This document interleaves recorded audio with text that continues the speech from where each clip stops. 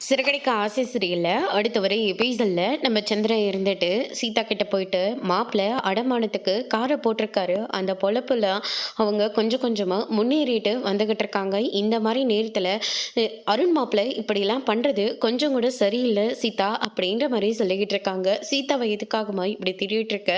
சீதா பாவம் என்ன பண்ணுவா? அருண் இப்படி பண்றதுக்காக சீதா இப்படி பலிகடாகுவா? அதனால கொஞ்சம் அமைதியா இருங்கம்மா. அவரு பணத்தை கொடுத்தது தான் எல்லா விதத்துலயும் சரியா இருக்கும். என்னடி மீனா நீயே இப்படியெல்லாம் பேசிக்கிட்டு இருக்க?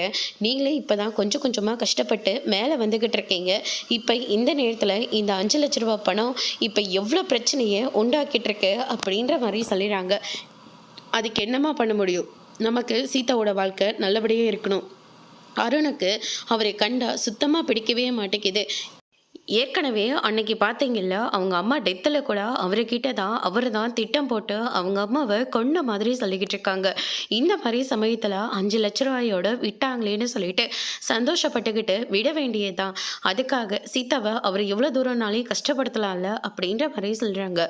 உடனே சீதாவை பார்த்த உடனே சந்திரா இருந்துட்டு, மாப்பிள்ளை இதை கேட்டு உங்ககிட்ட ஏதாவது பிரச்சனை பண்ணுறாரா அப்படின்னு சொல்லிட்டு கேட்கவோ, அப்படியெல்லாம் ஒன்றும் இல்லைம்மா. இல்லடி உன் வாய் தான் சொல்லுது, ஆனால் உன் கண்ணு கஷ்டப்படுற மாதிரியே தோணிட்டு இருக்கு.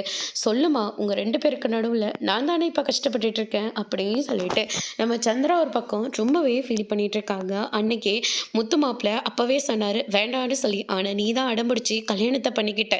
இப்போ பாரு எவ்வளோ தூரம் கஷ்டப்பட்டுட்டு இருக்கேன்னு அப்படின்னு சொல்லிட்டு சந்திரா ரொம்பவே ஃபீல் பண்ணுறாங்க. அதோடு இன்னைக்கான பிரமோ பிடிச்சிருக்காங்க.